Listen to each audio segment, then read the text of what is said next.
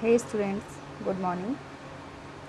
आज का हमारा जो न्यू पैराग्राफ है, why the demand of Indian indigo. जैसे कि हम लोगों ने इसका पहले पढ़ा था, सूती वस्त्र या फिर सिल्क के वस्त्र जिन पे इंडिगो प्लांट से एम्ब्रॉयडरी या फिर प्रिंट की जा रही थी। तो ये जो इंडिगो था, ये इंडिगो प्लांट, इसमें जो कलर्स था, जो ब्राइट कलर का ब्लू कलर, जो बिल्कुल ब्राइट ब्लू कलर उभर करके आता था, तो उस इंडिगो कलर में जो हमारे भारतवर्ष में उपजाए जा रहे थे इंडिगो प्लांट्स, और वो इंडिगो जो इंग्लैंड में या फिर फ्रांस में जिस इंडिगो का प्लांटेशन हो रहा था, उन दोनों कलर्स में जो डिफरेंसेस थे, ठीक है, इसके बारे में हम लोग पढ़ेंगे कि आखिर ये डिफरेंसेस क्यों आ रहे थे। और यही डिफरेंसेस रीज़न था, मेन रीज़न था जिसकी वजह से भारत के इंडिगो का जो मांग था वो पूरे वर्ल्ड में उस समय बहुत ही ज़्यादा बढ़ गया था। ठीक है, तो Y the demand for Indigo, Indian Indigo, ज़्यादा डिमांड जो था वो इंडियन इंडिगो का क्यों था, आइए उसको देखते हैं, उसको आगे हम लोग आज पढ़ते हैं। ठीक है, चलिए तो पैराग्राफ को स्टार्ट करते हैं, देखते हैं। Why the Indigo plant grow primarily in the tropics. By the 13th century, Indian indigo was being used by cloth manufacturer in Italy, France and Britain to dye cloth. अगर हम बात करें 13th century में, 13वीं शताब्दी की अगर हम बात करें, तो जो नील का मुख्य पौधा था, नील का पौधा मुख्य रूप से ट्रॉपिक्स रीजन में, यानी जो उष्णकटिबंधीय क्षेत्र होते हैं ना, देखिए उष्णकटिबंधीय में हम आते हैं, भारतवर्ष के लोग, हमारा जो भारतवर्ष है ना वो ट्रॉपिक्स में यानी उष्णकटिबंधीय क्षेत्र में स्थित है। तो जो उष्णकटिबंधीय क्षेत्र में हमारे भारतवर्ष के जो हमारा सब कॉन्टिनेंट है वो आता है। 13th सेंचुरी में इटली, फ्रांस और ब्रिटेन के कपड़े जो होते थे वो उत्पादक कपड़े की रंगाई के लिए भारतीय नील का इस्तेमाल कर रहे थे। यानी ब्रिटेन, इटली, ठीक है, फ्रांस, ये लोग जो कपड़े बनाते तो थे, लेकिन उसको जो कलर करना होता था वो भारत के बने हुए इंडिगो प्लांट का जो कलर होता था, डाई, उसी से वो लोग कपड़ों को कलर किया करते थे। However only small amount of the Indian Indigo reached the European market and its price was very high. European cloth manufacturers therefore had to depend on another plant called wood to make violet and the blue dyes. उस समय भारतीय नील जो था, यानी 13th century में, 13वीं शताब्दी में भारतीय नील की बहुत थोड़ी मात्रा है यूरोपीय बाज़ार में पहुंचती थी। क्यों? क्योंकि जैसे कि अब जो कुछ जो कपड़े थे वो तो भारतवर्ष में यूज हो जा रहे थे। जो ईस्ट इंडिया कंपनी ने अपना जो व्यापार खोल रखा था उसमें कुछ इंडिगो का यूज हो जा रहा था, तो बहुत कम मात्रा में ही यूरोप में ये जो नील थी वो पहुंचती थी। उसकी कीमत भी बहुत ऊंची रहती थी। यहाँ से जो अंग्रेज हुआ करते थे वो खरीदते तो सस्ते दाम पे थे, लेकिन बाहर ले जा करके, जैसे इटली है, फ्रांस है, इन जगहों पर बहुत महंगे दामों में वो बेचा करते थे। इसीलिए यूरोपीय कपड़ा उत्पादकों को बैगनी और नीले रंग बनाने के लिए वुड नामक एक पौधे का भी निर्भर रहना पड़ता था। तो जैसे हमारे यहाँ नील की खेती हो रही थी, वैसे यूरोप में ब्लू कलर के लिए एक पौधा था जिसका नाम था वुड, WOAD, वुड। इस प्लांट का यूज हो रहा था। तो इस वुड प्लांट से वो लोग फ्रांस, इटली, यूरोप के लोग वुड प्लांट का यूज़ करके अपने कपड़े को कलर किया करते थे।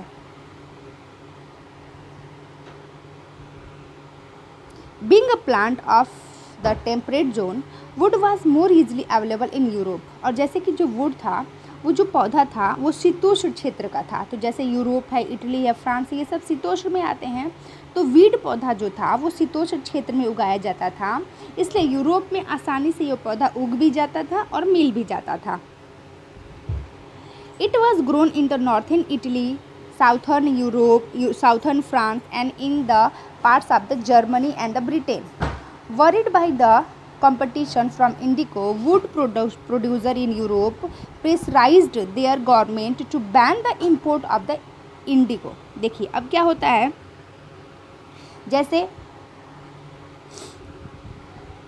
जो वुड का पौधा था वो शीतोष्णकटिबंधीय क्षेत्र था, वो हो तो जाता था यूरोप में आसानी से, लेकिन उसका जो कलर हुआ करता था ना, वो अंग्रेज़ी जो हमारे भारतीय वुड्स थे उसकी तुलना में बहुत ही हल्का वो कलर हुआ करता था। ठीक है, वो जो कलर हुआ करता था वो उसकी तुलना में बहुत ही हल्का हुआ करता था। हमारे यहाँ के जो वुड्स के कलर बनते थे, जो इंडिको के कलर बनते थे, वो बहुत ही डार्क हुआ करते थे, लेकिन वुड्स जो था उसमें जो एक वाइब्रेट कलर होता है वैसा वो उभर करके नहीं आता था। तो इसीलिए उत्तरी इटली, दक्षिणी फ्रांस व जर्मनी और ब्रिटेन के कई हिस्सों में यह पौधा उगता था। नील के साथ जो एक कंपटीशन था वो बहुत ही ज़्यादा यूरोप में बढ़ता जा रहा था। लोग नील के उत्पादकों को ज़्यादा महत्व दे रहे थे और वुड के उत्पादकों को कम महत्व दे रहे थे।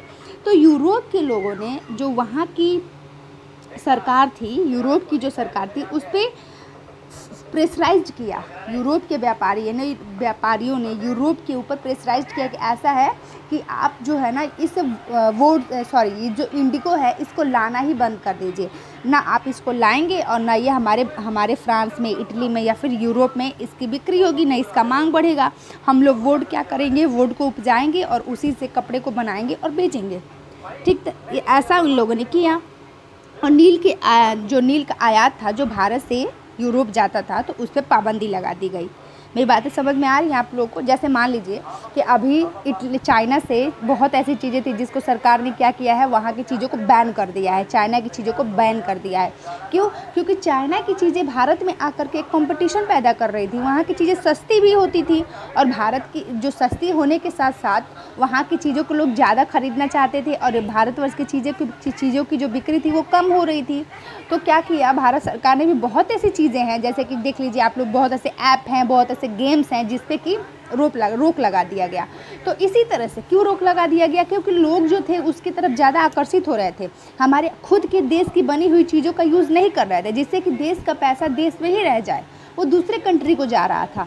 तो वही कंडीशन यहाँ ये हो रही थी कि इंडिको की मांग जब बढ़ गई थी फ्रांस में, तो भारतवर्ष में सारे पैसे, फ्रांस के यूरोपीय देश के सारे पैसे भारतवर्ष में जा रहे थे और वो भारतवर्ष को कमा कौन रहा था? ब्रिटेन, क्योंकि मुख्य तो वहाँ पे हेड में वही बैठा था। तो ये सब डायरेक्टली या फिर इनडायरेक्टली सब ये ब्रिटेन, इंग्लैंड को सारे फ़ायदे हो रहे थे। तो उन लोगों ने वुड प्लांट पे क्या कर दिया, उसकी ज़्यादा मांग को बढ़ाने के लिए इंडिको प्लांट पे रोक लगा दिया। आगे क्या होता है देखते हैं। Cloth dyes however preferred indigo as a dye. Indigo produced a rich blue colour, whereas the dye from the wood was pale and dull. By the 17th century, European cloth producers pressured their government to relax the ban on the indigo import. देखिए लेकिन कपड़े को रंगने वाले जो Dyer होते थे, जो कपड़े को कलर करने वाले डायर होते थे, वो नील को ही ज़्यादा पसंद किया करते थे। रीज़न ये था कि नील से बहुत ही चमकदार नीला रंग उभर करके आता था, बिल्कुल चटक रंग नील से उभर करके आता था, जबकि जो वुड था प्लांट, उसका जो ब्लू कलर होता था वो बिल्कुल डल हुआ करता था। ठीक है, वो फीका, बिल्कुल डल हुआ करता था, फीका हुआ करता था। 17वीं सेंचुरी में, 17वीं शताब्दी तक आते आते यूरोपीय कपड़ा उत्पादों ने नील के आयात पर लगी पाबंदी में ढील देने के लिए अपनी सरकार को राजी कर लिया। ठीक है, बहुत, अब देखिए जैसे कि 13वीं सेंचुरी में तो ये पाबंदी लगाई गई है, लेकिन 17वीं सेंचुरी आते आते जो यूरोपीय कपड़ा उत्पादक थे, इन लोगों ने फिर से नील की खेती से धीरे धीरे पाबंदी हटाने के लिए सरकार के ऊपर ये कहा कि ऐसा है ना कि हमारे यहाँ के जो कपड़े बन रहे हैं वो बहुत फीके हो रहे हैं, लोग उसको पसंद नहीं कर रहे हैं, इसलिए आप लोग दोबारा क्या करिए, नील की खेती को शुरू करवा दीजिए, नील का आयात शुरू करवा दीजिए। और सरकार को इस तरह से व्यापारियों ने ढिलाई दे करके राजी करा लिया। The French began cultivating indigo in the Saint Domingue, in the Caribbean island, the Portuguese in the Brazil, the English in the Jamaica, and the Spanish in the Venezuela. Indigo plantation also came up in the many parts of the North America. इस तरह से जब लोगों ने देखा कि Indigo का जब ये मांग है इतना बढ़ रहा है, तो बहुत देशों ने अपने अपने देशों में ही उसकी खेती, उसका प्लांटेशन करना शुरू कर दिया। जैसे कैरिबियाई द्वीप समूह, इसी जो सेंट डोमिंगो है फ्रांसीसी, वहाँ पे उन लोगों ने अपना इसका प्लांटेशन किया। पुर्तगालियों ने ब्राज़ील में प्लांटेशन किया। ब्रिटिश ने जमैका और वेनेजुएला में किया। ठीक है, इस तरह से इसकी खेती भी, नील की खेती धीरे धीरे ये लोग करने लगे। और उत्तरी अमेरिका के भी बहुत सारे भागों में नील के बागान सामने आने लगे, यानी दिखने लगे, लोग नील की खेती करने लगे। Indigo plantation also came up in the many part of the northern America. देखिए प्लांटेशन क्या होता है, देखिए प्लांटेशन एक विशाल क्षेत्र होता है, विशाल खेत होता है जिस पर बागान या फिर बहुत सारे लोगों से जबरन काम कराया जाता है। ठीक है, करवाते हैं। जैसे कि कॉफ़ी है, गन्ना है, तंबाकू है, चाय, कपास आदि के विषय में बागानों का जिक्र किया जाता है। प्लांटेशन मतलब वो पौधा जिसमें बीज ना लगे, ठीक है, वो डायरेक्ट पौधा ही उसका लगाया जाए। तो उसका पौधा कौन होता था, जैसे कि आपका है कॉफ़ी है, गन्ना है, तंबाकू है, चाय है, कपास है, इन सब का प्लांटेशन होता है। ठीक है, उसी तरह से नील का प्लांटेशन होता था। तो कोई बीज नहीं था कि बो दो खेत में हो जाएगा, नहीं, प्लांटेशन। और इसके लिए बहुत ज़्यादा उठ के करो, और इसके लिए बहुत ज़्यादा मेहनत, बहुत ज़्यादा लोगों की ज़रूरत पड़ती थी। By the end of the 18th century, the demand for the indigo grew further. Britain began to industrialize and its cotton production expanded dramatically, creating an enormous new demand for the cloth dyers.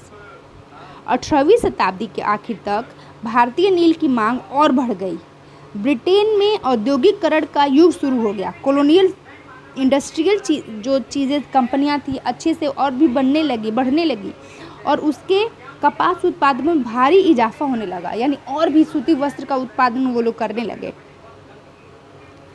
While the demand for indigo increased, the existing supplies for the West Indias and the America collapsed for a variety of the reasons. Between 1783 and 1789, the production of the indigo in the world fell by half. Cloth dyers in Britain now desperately looked for new source for indigo supply. From where could this indigo be produced?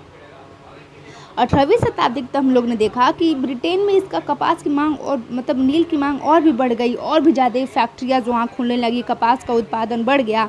अब कपड़ों की रंगाई की मांग और तेज़ी से बढ़ने लगी, क्योंकि ज़्यादा कपड़े होंगे तो कलर करने के लिए भी तो ज़्यादा रंग कलर चाहिए।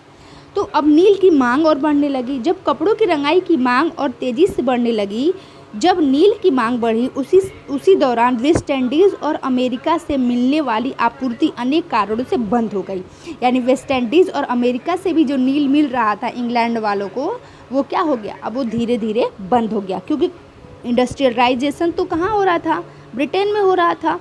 तो अब इन लोगों को कम पड़ने लगा, कलर कम पड़ने लगा। 1783 से 1789 के बीच में दुनिया का नील उत्पादन आधा रह गया था। यानी कपड़े 100 बन रहे हैं तो कलर करने के लिए सिर्फ 50 डाइज मिल रही थी। ठीक है, यानी अगर हमको 100 कपड़े कलर करने हैं तो 50 कपड़े ही कलर हो पा रहे थे। इस तरह से डाई का मतलब कमी आ गई थी और कपड़े बढ़ गए थे। ब्रिटेन के जो डायर थे अब नील को आपूर्ति के लिए बेचैनी से किसी और स्रोत की तलाश कर रहे थे। अगर हम कपड़े तो बना लिए हैं लेकिन कलर कैसे करें, ठीक है, यह नील कहाँ से मिल सकता था। अब इनके बीच बहुत ही ज़्यादा खलबली मच गई। किसके बीच, ब्रिटेन के डायर्स के बीच, जो कलर करने वाले थे, कपड़े जो बनाने वाले थे। ठीक है, तो इस तरह से इंडिगो जो थी वो 13वीं शताब्दी से लेकर के 17वीं 18वीं शताब्दी तक पूरा अपना वर्चस्व फैलाई हुई है।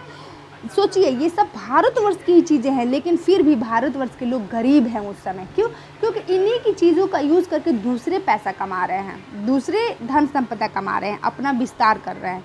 ठीक है बच्चों, तो आज के लिए इतना ही रहने देते हैं। कल इसके आगे ब्रिटेन टर्न्स टू इंडिया, इसको हम लोग कल पढ़ेंगे। आज के लिए इतना ही। जो नहीं समझ में आएगा वो पूछिएगा। ओके, आज के लिए इतना ही। बाय बच्चों।